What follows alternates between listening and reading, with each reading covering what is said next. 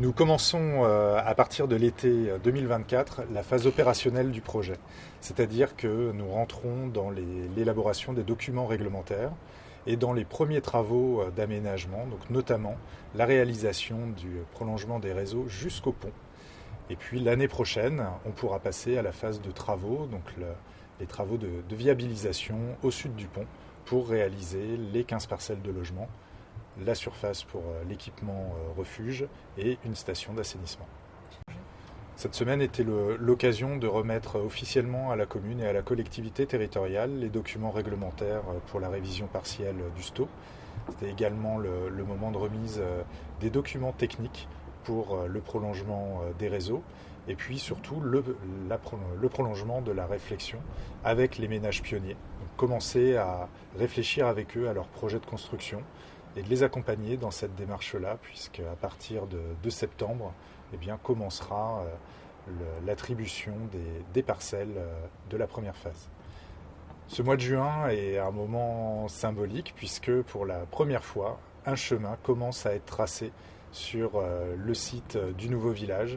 Donc c'est un moment fort du projet, réduit par l'emprise, mais très important, puisque tous les habitants pourront, à partir de cet été, commencer à arpenter le site, à voir les parcelles là où elles seront dessinées, commencer à apprécier la vue sur le village, sur la baie. Donc une première étape symbolique avant celle plus technique des travaux dans le village existant pour prolonger tous les réseaux et ainsi de suite.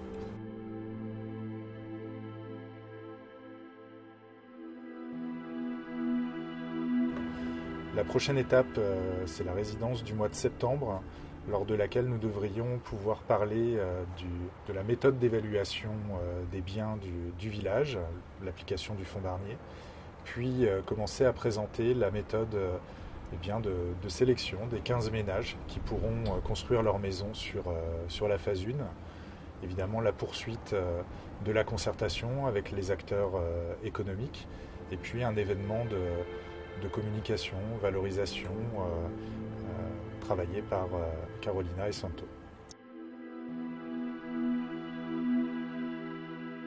Cette semaine, on a pu préciser la programmation de l'équipement refuge.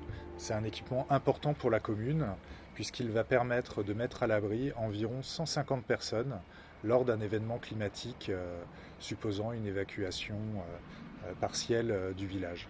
Cet équipement refuge, eh bien, c'est la somme de 2 équipements actuels du village, le centre d'incendie et de secours qui a besoin d'être modernisé et sera donc implanté dans le nouveau village, et la salle des fêtes qui elle aussi sera déplacée sur le nouveau site. Donc on commence avec ces 2 projets eh bien, à entamer la relocalisation des éléments du village actuel dans le nouveau village.